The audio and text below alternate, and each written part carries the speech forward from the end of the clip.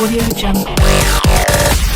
TV channel के ऊपर Bharatiya Janata party के स्पोक्स पर्सन एक मोहतरमा साहिबा ने रहमतुल्लाह आलमीन सल्लल्लाहु अलैहि वसल्लम पर अनाप शनाप बोल दिया, हमारी उम्मत की मां पर कुछ बोल दिया। मैं पूछना चाहता हूं क्यों नहीं कांग्रेस बोलती इसके ऊपर, इसके खिलाफ? क्यों नहीं राष्ट्रवादी इस पर कुछ बोलती है? कौन बोलता है? मुसलमान ही बोलता है, असदुद्दीन ओवैसी बोलता है।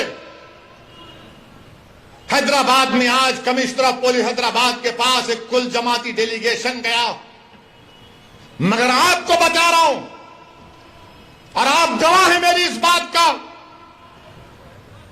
कि जब कमली वाले पर कोई अनाप शनाप बकता है तो कोई नहीं बोलता।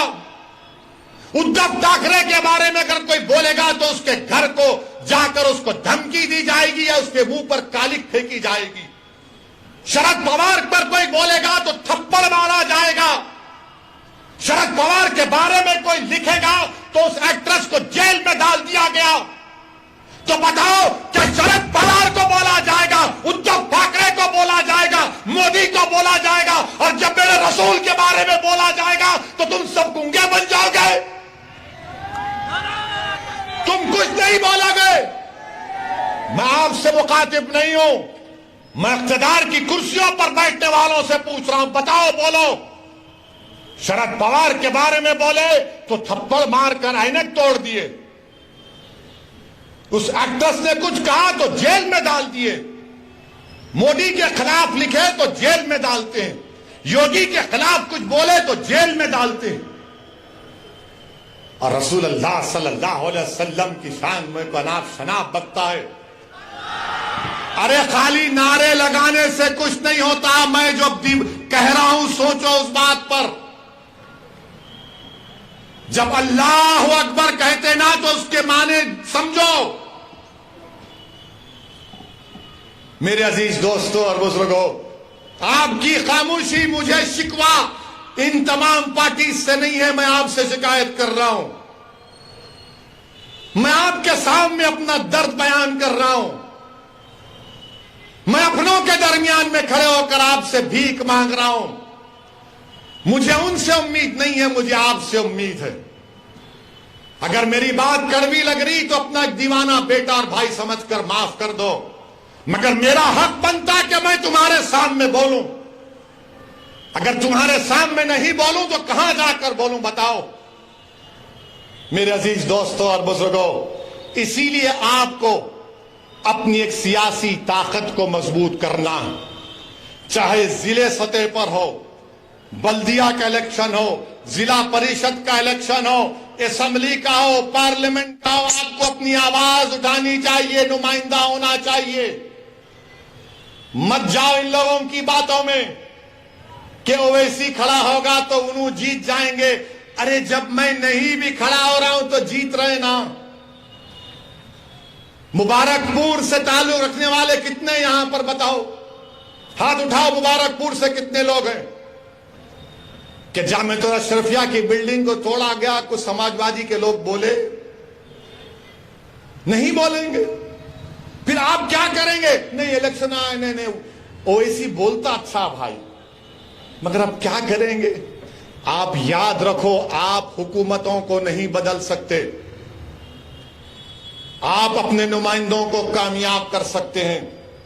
आपको अपने नुमाइंदों को कामयाब करना है, और हम भारत के प्रधानमंत्री से अपील कर रहे हैं, रिक्वेस्ट कर रहे हैं कि देश के प्रधानमंत्री आप अपने नेशनल स्पोक्स पर्सन के खिलाफ एक्शन लीजिए। अगर आप सबका साथ, सबका विकास, सबका विश्वास की बात करते हैं, आप हमारे खिलाफ रहिए, मगर इतना नफरत मत करिए कि जिसके नाम का सदका हम खाते हैं आप उनके नाम के बारे में अनाप शनाप बक दें। जिसके नाम का हम सदका खाते हैं, देश के प्रधानमंत्री हम आपसे अपील कर रहे हैं कि अल्लाह के रसूल सल्लल्लाहु अलैहि वसल्लम के बारे में आपके स्पोक्स पर्सन ने जो अनाप शनाप बका, आप मुसलमानों के भी प्रधानमंत्री हैं, आप देश के प्रधानमंत्री हैं, आप बता दो ये चीज गलत है, उसको रोको, आप केस बुक करो। देश के प्रधानमंत्री को यह काम करना चाहिए। करेंगे नहीं करेंगे मुझे नहीं मालूम, मगर मुझे यकीन है कि जिसने भी इस तरह की अनाप शनाप बका है उसको उसका सियासी चराग उठता जाएगा, उसको सिक्योरिटी मिलेगी, उसको बड़े बड़े ओहदे दिए जाएंगे। मगर हम देश के प्रधानमंत्री से अपील कर रहे हैं, ये जो अपने आप को सेक्युलर पार्टी कहते हैं, शरद पवार साहब आपको बोलना चाहिए।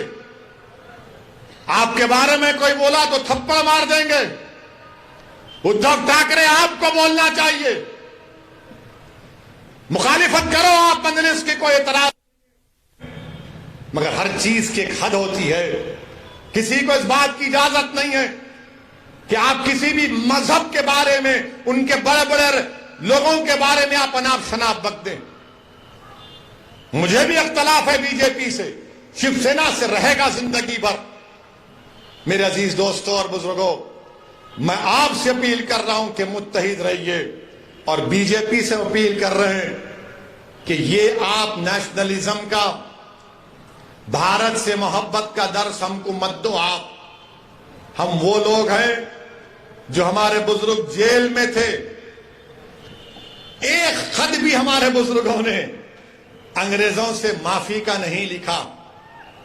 क्या अल्लामा फजल खैराबादी ने काला पानी की सजा में को अंग्रेजों को खत लिखा?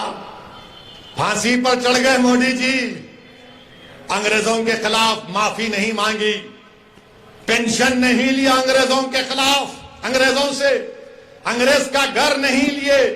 हमने कहा यही हमारा भारत, हमारा घर है, लड़ेंगे, अंग्रेजों को भगाएंगे या फिर अपनी जान को कुर्बान कर देंगे।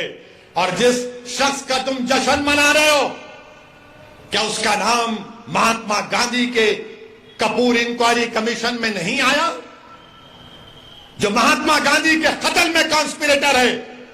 सोचो, अगर गांधी से मोहब्बत है तो जबान पर गोडसे और गांधी के कातिलों का नाम नहीं आना चाहिए। मेरे अजीज दोस्तों और बुजुर्गों, आपका बेहद शुक्रिया कि आप तशरीफ लाए, और आपसे अपील करता हूं कि अपनी दुआओं में खालिद गुड्डू के लिए और नवाब मलिक के लिए दुआ करिए। अस्सलाम वालेकुम व रहमतुल्लाह।